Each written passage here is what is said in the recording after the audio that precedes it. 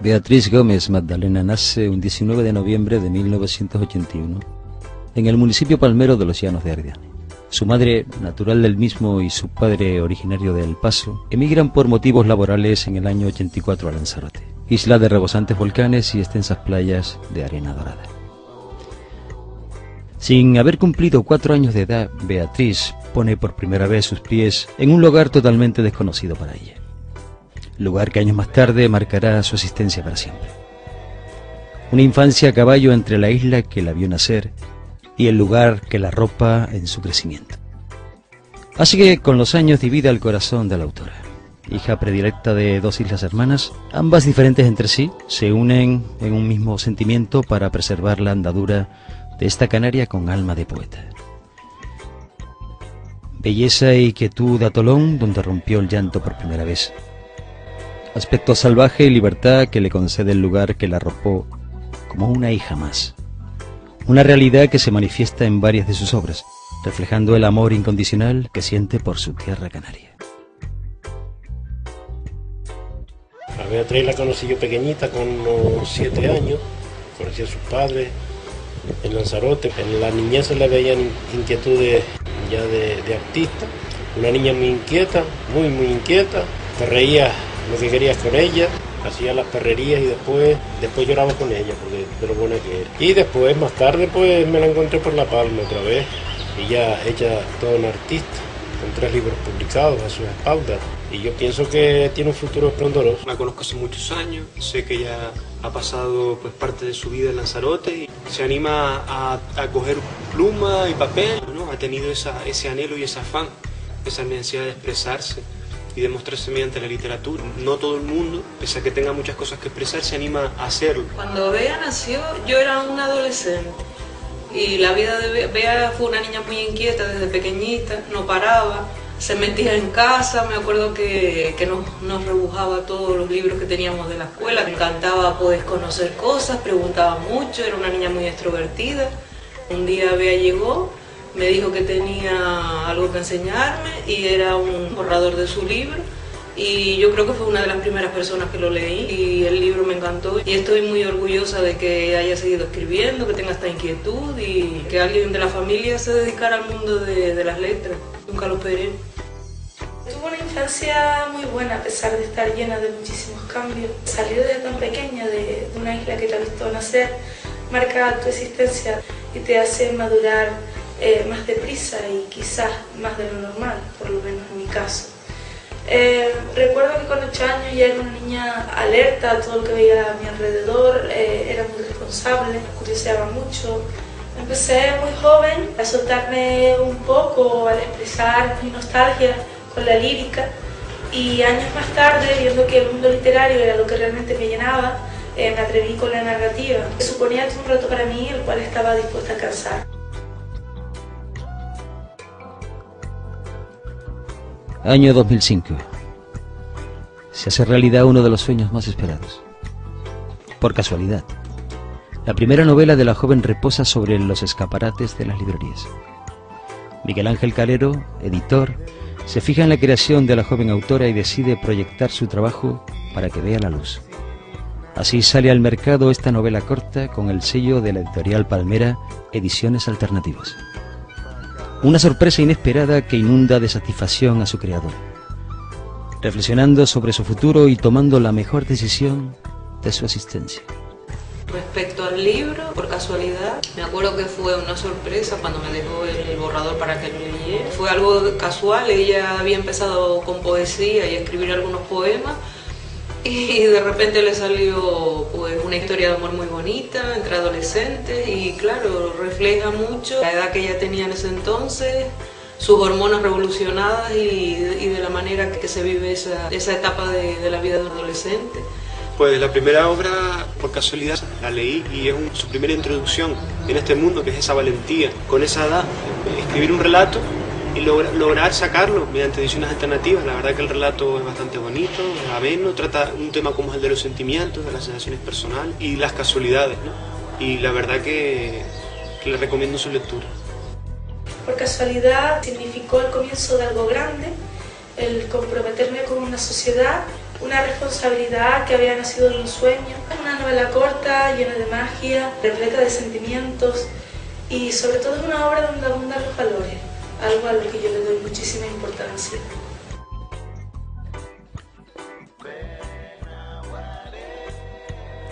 Cinco años más tarde, en el año 2010, un golpe de fortuna toca a su puerta para que sea la responsable de darle forma a una historia que ronda en la cabeza de un amigo. La súbita noticia recae en la escritora y sin apenas tiempo de discurrir, se lanza a la aventura siendo la mano directriz que redactará la nueva novela que editará la misma editorial que lanza su primer libro. Con parte de sus estudios literarios finalizados y una madurez intelectual que se refleja en este segundo trabajo, El Tercer Testamento, comienza a hacerse un hueco entre la sociedad, convirtiéndose en una creación que no deja indiferente a ningún lector.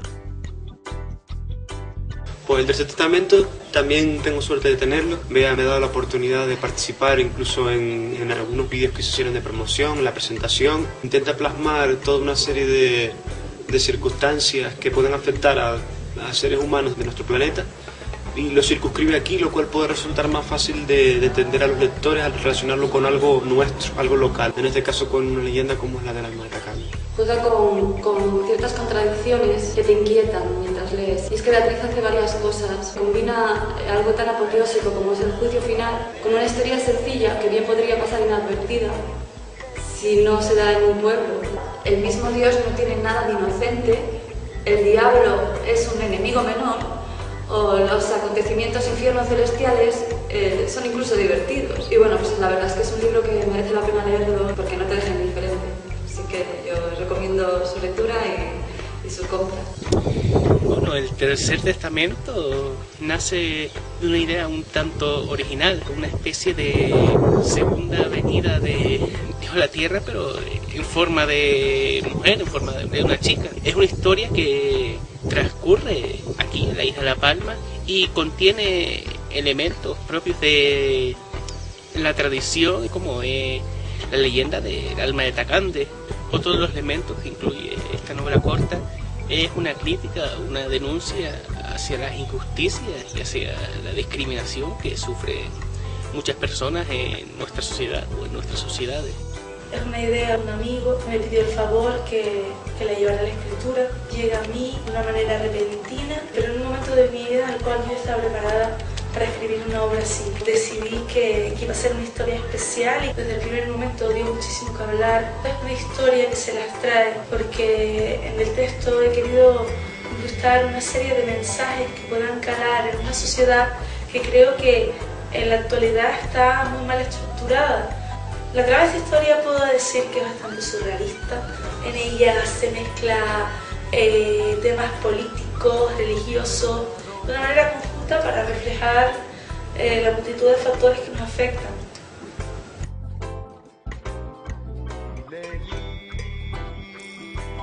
Su infancia se ve marcada por el artista de renombre César Manrique, un lanzaroteño que influye considerablemente en su trayectoria artística. Beatriz no solo escoge el mundo de las letras, también se involucra en otras artes donde se hacen patentes sus habilidades innatas. El hijo predilecto de Lanzarote, afamado internacionalmente por sus reconocidas obras, recibe un homenaje del puño y letra de la autora al concebir Manrique, un paseo por el tiempo. Un relato autobiográfico que dedica en exclusiva al artista lanzaroteño. César Manrique fue uno de los mejores artistas que ha dado Canarias, un artista completo en todo. Era una persona bastante llana, además hablaba con una fuerza increíble, defendía mucho Lanzarote, era un ecologista. No sé, la Cueva de los Verdes a mí me impactó, Los Amigos del Agua, era algo que parecía que estaba como en otro planeta. A Bea también le influenció porque Bea llegó a Lanzarote con 4 años, se impactó con esa obra y pues la dejaría marcada igual que a mí y lo tomó como referencia de muchas de sus obras y de sus cosas. Es un canario inmortal, un artista reconocido a nivel internacional, con gran predicamento en países como Alemania. Él era una persona muy comprometida con el paisaje, con la arquitectura tradicional canaria, cómo recordaba a ella a lo que había supuesto la figura de César Manrique en esa infancia, pues que todos de una manera u otra añoramos o recordamos especialmente. Los artistas canarios deberían apoyarse un poco entre sí, y César Manrique es el máximo ejemplo de esto. Hablo de la figura de César Manrique, no solo en la historia del arte, sino que también ha tenido una trascendencia social como crítica al modelo de desarrollo que ha imperado en nuestras islas. Y la idea es esa, la del ser humano imbricado en la propia naturaleza, y es necesario recordar eso en los momentos en los que se está asistiendo, ¿no?, a un modelo depredador del medio que el propio César Manrique denunció a lo largo de su vida. La primera vez que yo hablé con Beatriz Gómez, su forma de expresar las cosas, de hablar, de decir, se notaba. Se notaba que tiene una mente privilegiada. Me llamó muchísimo la atención la conversación que tuvimos en cuanto a la isla de Lanzarote. Te transportaba. La conversación nos transportó allí. Los lugares, el olor de la isla, el cielo, el mar. Entonces fue cuando ya empecé a investigar un poco su trabajo literario. Me llevó a lo que es la Isla Dorada, al relato que ella presentó del 20 aniversario de César Manrique. Me sorprendió, me sorprendió de verdad ese acercamiento a la obra de César y cómo ella lo estaba cogiendo sin ni siquiera conocer a César. Eso fue lo que me transmitió la Isla Dorada de Beatriz Gómez. Leer, porque es una verdadera maravilla. Para mí es un referente en Canarias. Lo conocí en persona, lo vi un par de veces, una gran persona. La belleza que tiene hoy Lanzarote se la tiene que agradecer a César Manrique. En La Palma quisieron también contar con él, pero llegó al Rico de Portonao, a la Cruz del Soldado, y cuando vio lo que había allí dijo que no, allí no podía hacer nada. Mira una isla y otra y se darán cuenta de lo que era César Manrique.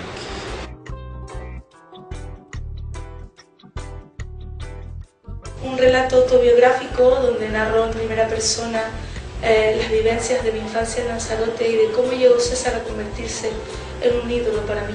Era alguien alentador, seguro de sí mismo, que transmitía muchísima fuerza al hablar con tanta pasión de su tierra.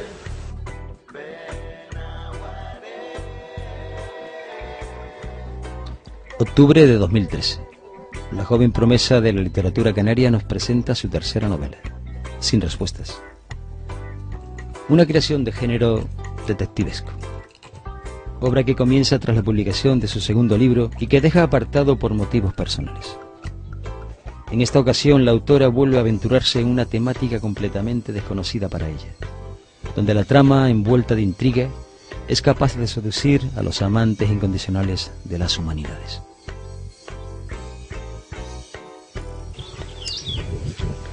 Ya en la siguiente novela corta entra en un género totalmente distinto. En la novela de misterio, la novela policíaca, ambientada en la ciudad de Austin, Texas, y cuenta la historia de una detective que investiga la desaparición de una niña. Demuestra la facilidad o, digamos, la capacidad de la escritora para incurrir en distintos géneros literarios.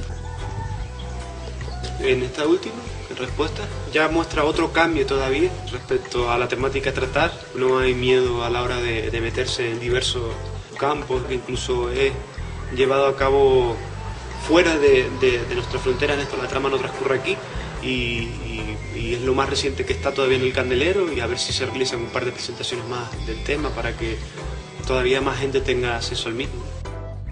En esta última novela vuelvo a cambiar de género, volcándome en esta ocasión en el mundo de la intriga y el suspense. Me desplazo a la ciudad de Austin y narra pues la historia de una niña que desaparece misteriosamente y las ansias de la detective Haley, su protagonista, por esclarecer este misterioso caso. Creo que se debería apoyar más la cultura de las islas. Se debería de apoyar y darle salida, que se le dé más apoyo, que se valore. Apoyar a los canarios. Es necesario defender y promover a los y las artistas locales. Que se les ayude a través de subvenciones. Reconocer la obra de nuestros artistas. Para que los autores canarios tengan la oportunidad de prosperar, crecer y mejorar. Porque si tenemos cultura hay conocimiento, y si tenemos conocimiento tenemos esa cosa tan preciada que es la libertad. Libertad para podernos expresar, libertad para poder decidir, libertad para poder hacer las cosas con un cierto razonamiento.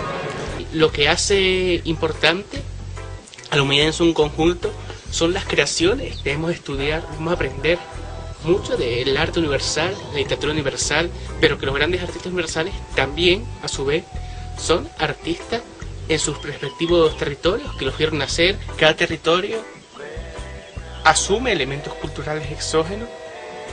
Aprendemos. Que una sociedad, si no valora a sus creadores, a sus artistas, a las personas que producen arte, pensamiento, cultura en su máxima extensión, no puede ser una sociedad que llegue a sus máximas cotas de perfección. El arte al final es casi, vamos, equiparable a la vida misma, porque es algo muy necesario para entender por qué estamos aquí, a dónde podemos llegar, a qué aspiramos ser.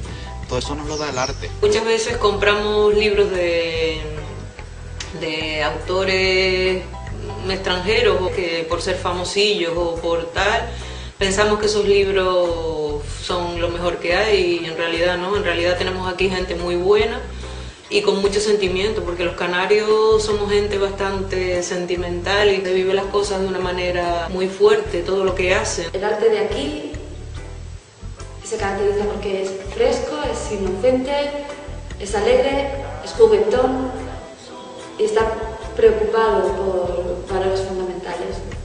Es un sitio muy inspirador y que, digamos que ya seas escritor, cineasta, vienes aquí, te dejas un poco llevar por lo que es el lugar y básicamente ya empiezas a crear. No se le da el valor a nuestra gente, a nuestros poetas, escritores, pintores, escultores, aquí en Canarias. Se le debería de dar más valor. Y ya no solo porque sean mejores que otros, no, pero sí son nuestros, son los nuestros, es nuestra gente. Un territorio no puede ser mero consumidor de cultura. No debemos ser meros objetos pasivos. Debemos ser personas activas y creadoras de cultura. Claro, eso nos obliga a no dar la espalda a las personas que aquí crean y hacen cultura. Para darte a conocer, para mover tu arte, siempre suele costar un fisco más que en otros lugares. Los grandes cerebros están emigrando por falta de ayuda.